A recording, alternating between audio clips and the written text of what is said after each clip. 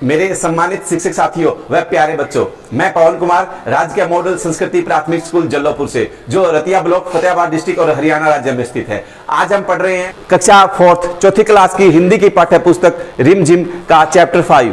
पांचवा जो पाठ है वो है दोस्त की पोशाक। इस पाठ को हमने पढ़ चुके हैं, एक्सप्लेन कर चुके हैं, कहानी समझ चुके हैं। नसीरुद्दीन और उसके दोस्त जमाल की बहुत ही शानदार कहानी है, मजा आया था। आज हम पढ़ रहे हैं इसके प्रश्न उत्तर, जो इसका अभ्यास का हिस्सा है। उसमें देखते हैं कैसे चीजें हमसे पूछी गई है।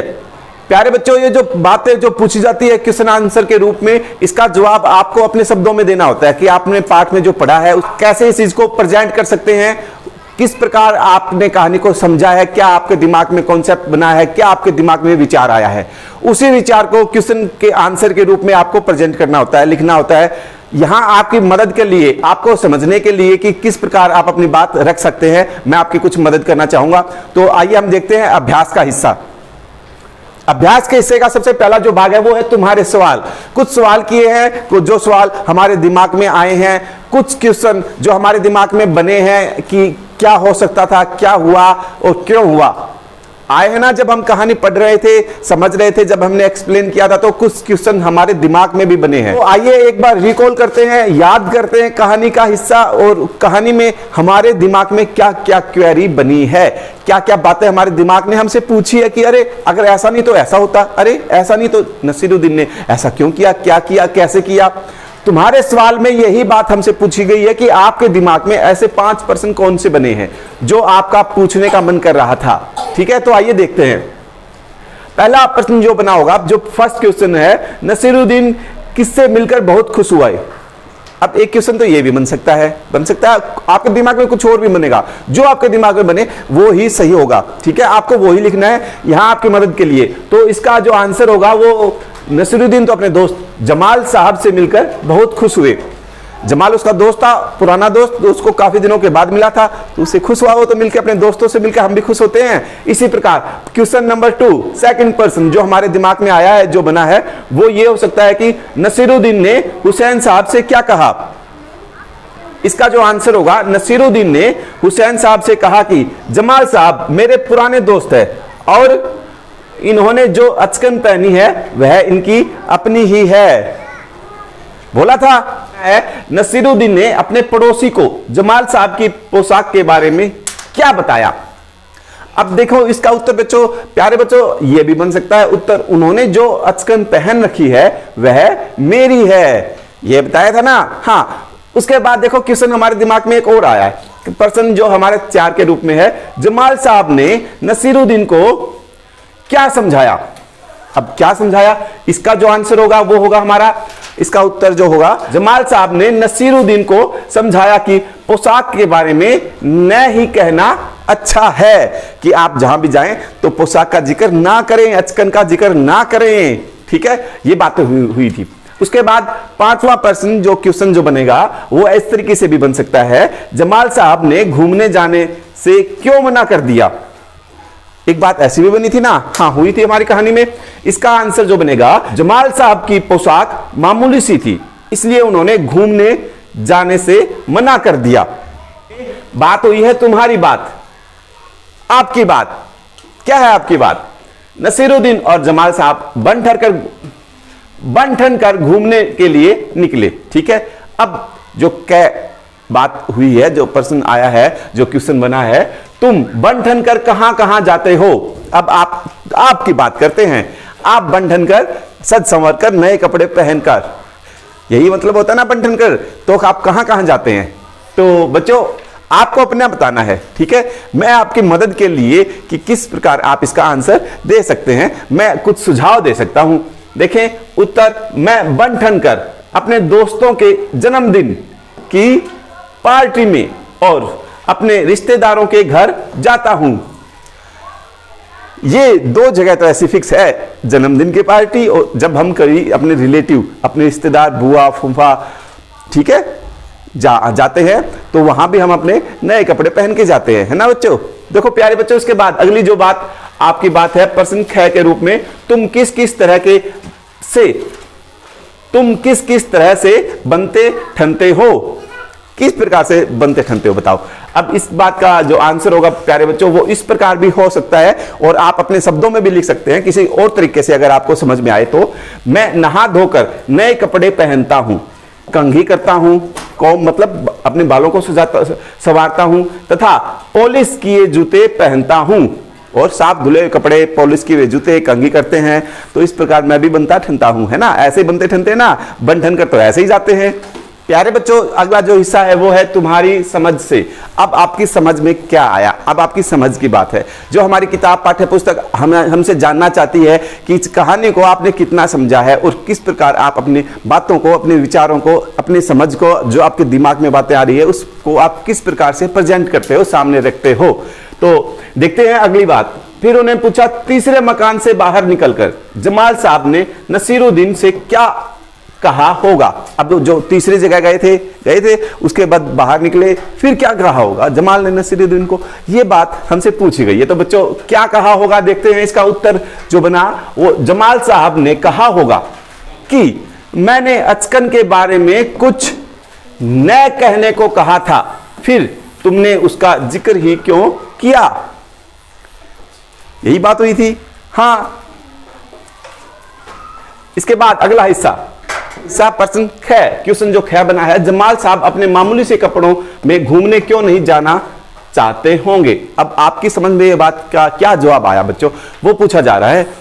तो इसका जवाब इस प्रकार भी हमारे दिमाग में, मेरे दिमाग में क्या जवाब आया होगा इसका, वो मैं आपको बता देता हूं। जमाल साहब मामूली से कपड़ों में घूमते तो लोग कहते कि उनके पास अच्छे कपड़े नहीं हैं, इसलिए जमाल साहब अपने मामूली, साधारण, सिंपल से कपड़ों में घूमने नहीं जाना चाहते होंगे।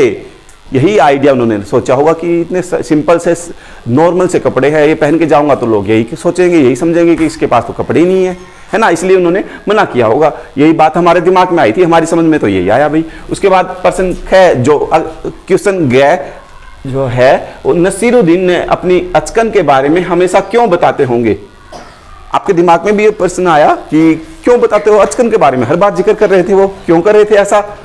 इसका आंसर इस तरीके से हो सकता है, नसीरुद्दीन एक मजाकिया इंसान थे। मजाकिया इंसान जो हर वक्त छोटी छोटी बातों के लिए मजाक भी करता रहता है। आपके घर में, फैमिली में, आपके परिवार में भी कोई ऐसा जरूर होगा जो आपके साथ, घर वालों के साथ, सबके साथ मजाक करता रहता है, तो उसको मजाकिया इंसान कहते हैं। वे अपने दोस्त से मजाक करने के लिए अपनी अचकन के बारे में हमेशा बताते होंगे, है ना। तो वो अपने दोस्त से मजाक करते होंगे ताकि उसने अचकन जो पहन रखी थी वो तो भी हम मेरी अचकन पहनी है, तो वो हमेशा ये बात मजाक करने के लिए कहते होंगे।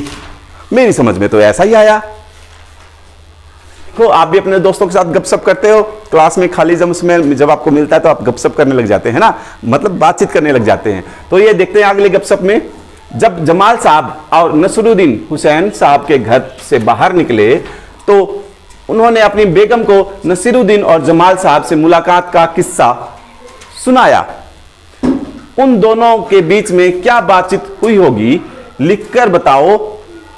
अब ये जो बात पूछ रहे हैं कि जब वो वहां हुसैन साहब से मिलने गए थे तो उसके बाद वो दोनों मिलके बाहर आ गए थे, तो फिर हुसैन साहब जब अंदर गए तो अपनी बेगम से, मतलब अपनी पत्नी से, अपनी घरवाली से जब उन्होंने मिले हुए तो उन्होंने क्या बातें की होगी, क्या किस्सा उन्होंने सुनाया कि कौन आया है गेट पे, कौन मिलने आए के लिए आया हुआ था।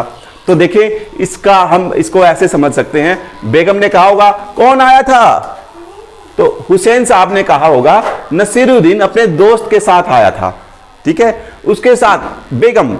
अब उसके बाद बेगम ने क्या बोला होगा, सोचो सोचो, अपने दिमाग से समझो, क्योंकि कहानी तो हमने पढ़ रखी है ना, तो इस हिस्से पे क्या आएगा वो चलो हम देखते हैं, हमारी समझ में वो चीज क्या आई होगी। उसके बाद बेगम ने पूछा होगा किस दोस्त के साथ आए। हुसैन साहब ने बोला होगा जमाल नाम का कोई पुराना दोस्त था। बेगम, अब बेगम हंसती हुई हंसने लगी होगी, अच्छा तब जरूर ही वह अचकन उसकी अपनी नहीं होगी। बेगम ने ऐसा बोला होगा। फिर हुसैन साहब ने क्या बोला होगा, हुसैन साहब ने कहा होगा हाँ हाँ हाँ, उसने तो नसरुद्दीन की अचकन पहन रखी थी। ये बातचीत तो उनकी हुई होगी पक्का उनके जाने के बाद, है ना, ये हम सोच सकते हैं। उसके बाद बच्चों, प्यारे बच्चों, अगला हिस्सा आया हमारा घूमना फिरना। घूमने फिरने में क्या हुआ, नसीरुद्दीन ने कहा चलो दोस्त मोहल्ले में घूम आए। ऐसी बातचीत हुई थी। जब नसीरुद्दीन अपने दोस्त से मिले, वे उसे अपना मोहल्ला दिखाने ले गए। जब तुम अपने दोस्तों से मिलते हो तब क्या क्या करते हो? आपके जब दोस्त आपके घर पे आते हैं, आपके मेहमान आपके घर पे आते हैं, तो आप अपने दोस्त को कैसे क्या करवाते हो, कहां घुमाते हो, क्या खिलाते हो? यही बात पूछिए। तो ये बात तो आप अपने दोस्त के बारे में बता सकते हैं। बच्चों, आपको अपने विचार अपने शब्दों में बना के लिखने हैं अपना आंसर। आपकी मैं थोड़ी समझ में मदद कर सकता हूं कि किस प्रकार हम इसका आंसर और भी बना सकते हैं। इसका जो उत्तर मैं अगर मेरे से पूछा जाए तो मैं इसका आंसर इस तरीके से बनाऊंगा। मैं जब अपने दोस्तों से मिलता हूं तब उनके साथ खाता पीता हूं, उन्हें साथ लेकर पार्क में घूमने जाता हूं और उनके साथ खेलता हूं। इसके बाद प्यारे बच्चों, अगला जो हमारा हिस्सा है वो है करके दिखाओ। करके दिखाना है, कुछ क्या एक्टिविटी करके दिखानी है वो देखते हैं। नीचे कुछ वाक्य लिखे हैं। जो वाक्य जो नीचे लिखे हुए हैं, तुम्हें इनका अभिनय मतलब इनकी एक्टिंग करनी है, एक्ट करना है, आपको करके दिखाना कि इनमें क्या है, कैसे कुछ करना है। तुम चाहो तो कहानी में देख सकते हो, कहानी को पढ़ के भी देख सकते हो कि इन कामों का जिक्र कहां कहां आया है। जहां जहां इनका जिक्र आया है आप बिल्कुल वैसे ही इनको एक्ट को आप करके दिखा सकते हैं। तो सबसे पहला क्या करके दिखाना, हमें बन ठन कर घूमने के लिए निकलना। बन ठन कर आप घूमने, जब नए कपड़े पहन के कहीं बाहर जाते हो तो बन ठन कर जाते हो ना, कंघी करके नहा के बिल्कुल साफ सुथरे धुले हुए साफ प्रेस किए हुए नए कपड़े पहन के, तो कैसे चलते हो वैसे चल के दिखाना है आपको। उसके बाद अगला प्रश्न, घड़ों पानी पड़ना। घड़ों पानी पड़ना ये एक मुहावरा है और प्यारे बच्चों मुहावरे में कुछ शब्दों में एक बहुत बड़ी बात कह दी जाती है।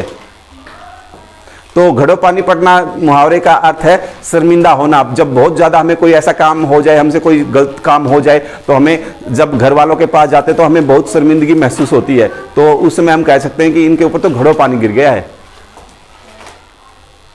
मुंह बनाकर शिकायत करना। जब हमारे आपस में छोटे बच्चे आपस में जब आपके साथ कोई शरारत करता है तो जब मम्मी के पास, पापा के पास, सर के पास जाके मुंह फुला के शिकायत करते हो ना, सर ये मेरे साथ शरारत कर रहा है, ये मेरे को मार रहा है। गर्मजोशी से स्वागत करना। कोई फ्रेंड आ जाए, कोई घर पे हमारा कोई नियर डियर आता है, कोई जो हमें बिल्कुल पसंद होता है, तो हम क्या करते हैं, आओ जल्दी आ जाओ, आओ हमारे घर पे, आपका स्वागत है, पानी पियो, चाय पियो, आओ बैठो मिलो, बातें करते हैं, गपशप करते हैं, ठीक है। तो पूरा गर्मजोशी से स्वागत करना। किसी का होना, नाराज होना किसी से, जब हम कुछ आपस में कुछ गड़बड़ हो जाता है, नाराज हो जाते हैं ना हम अपने दोस्तों से, कोई हमारे साथ शरारत करता है, घर पे भी कई बार मम्मी पापा मना कर देते किसी चीज़ के लिए तो भी हम नाराज हो जाते हैं ना। तो ये नाराज होना, नाराज होकर दिखाना आपको कैसे होते हैं। उसके बाद देखते ही रह जाना। देखते रह जाना, कोई चीज़ आपको बिल्कुल पसंद होती है तो हाँ ऐसे आप आंखें और मुंह खुला का खुला रह जाता है और आप उसको देखते रहते हो, वाह कितना सुंदर, कितना अच्छा, कितना प्यारा है, कितना सुंदर लग रहा है, तो उसको आप देखते ही रह गए, है ना। तो ये कुछ मुहावरे भी है और कुछ वाक्य है जो कहानी में यूज हुए हैं, उन्हीं को आप एक्ट करके दिखाओगे। देखते रहना, हाँ